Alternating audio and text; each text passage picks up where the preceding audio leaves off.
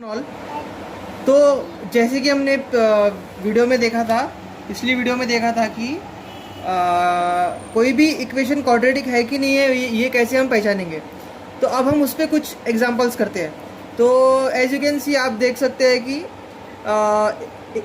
Examples मैंने page पे लिख रखे हैं 6 एग्जांपल्स। तो हम सबसे पहले फर्स्ट एग्जांपल देखते हैं। तो as you can see the question, describe which of the following are quadratic equations.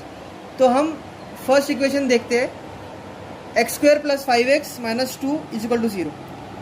First x square plus 5x minus 2 is equal to 0।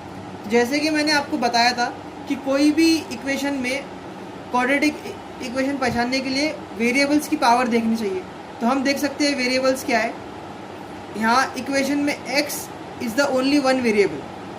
तो हम अब इस चीज़ का पावर देखेंगे। तो यहाँ पे x का पावर 1 है, यहाँ पे x का पावर 2 है। तो ये क्वाड्रेटिक इक्वेशन है। तो this is an quadratic equation. अब हम आएंगे सेकेंड इक्वेशन पे, y square is equal to 5y minus 10। तो अब हम लोग को वो क्वेश्चन सीधे सीधे नहीं पूछेगा, हमको इक्वेशन को फर्स्टली अरेंज करना पड़ेगा, उसके बाद हम डिसाइड कर पाएंगे कि ये इक्वेशन क्वाड्रेटिक है या नहीं। तो अब हम सेकेंड इक्वेशन को अरेंज करेंगे। तो वाई स्क्वायर 5y को हम इधर लाए तो -5 और 10 को +10 is equal to 0। Now we can decide whether the equation is quadratic और नॉट। सो हम देख सकते हैं कि वेरिएबल यहाँ पर एक ही है y, यहाँ पे वेरिएबल का पावर 1 है और यहाँ पे वेरिएबल का पावर 2 है। तो जब इक्वेशन में वेरिएबल का पावर 2 आएगा तो वो क्वाड्रेटिक इक्वेशन रहेंगे। तो ये भी क्वाड्रेटिक इक्वेशन है। अब थर्ड इस पर हम देखेंगे, इक्वेशन देखेंगे y square plus 1/y is equal to 2। अब बहुत सारे लोग यहाँ पे कंफ्यूज होंगे कि देखो यहाँ पे वेरिएबल एक ही है, यहाँ पे वेरिएबल की पावर 1 है, यहाँ पे वेरिएबल की पावर 2 है, और वो अरेंज भी करेंगे ऐसे y square plus 1/y minus 2 is equal to 0। और वो बोल देंगे कि क्वाड्रेटिक, ये भी क्वाड्रेटिक इक्वेशन है, यहाँ पर y की पावर 2 है और यहाँ पे y की पावर 1 है। लेकिन और वो लिख के आ जाएंगे this is an quadratic equation, लेकिन वो हो जाएगा गलत। क्योंकि मैंने जैसा आपको बताया कि आपको एक पर्टिकुलर फॉर्मेट में इक्वेशन को लाना पड़ेगा। ऐसे आपको लीनियर फॉर्मेट में, ऐसे फॉर्मेट में आपको इक्वेशन को लाना पड़ेगा। रेसिप्रोकल में इक्वेशन नहीं चलेंगी। तो हम इसको जब रीअरेंज करेंगे तो ये y square into y cube plus 1 upon y is equal to 2 को मैंने एयर लेके आ गया। अब y को इधर भेजूँगा, y cube plus 1 is equal to 2y।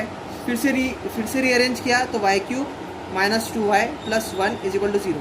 ये आ गई अब हमारी इक्वेशन पर्टिकुलर फॉर्मेट में। अब हम देख सकते हैं यहाँ पे एक ही वेरिएबल है y, यहाँ पे y का पावर 1 है, लेकिन यहाँ पे y का पावर 3 है। क्वाड्रेटिक होने के लिए वेरिएबल का पावर 2 होना चाहिए, लेकिन यहाँ पे 3 है, मतलब ये इक्वेशन क्यूबिक है, क्वाड्रेटिक नहीं है। तो this is an cubic equation, not a quadratic equation. Now we will come on our fourth example.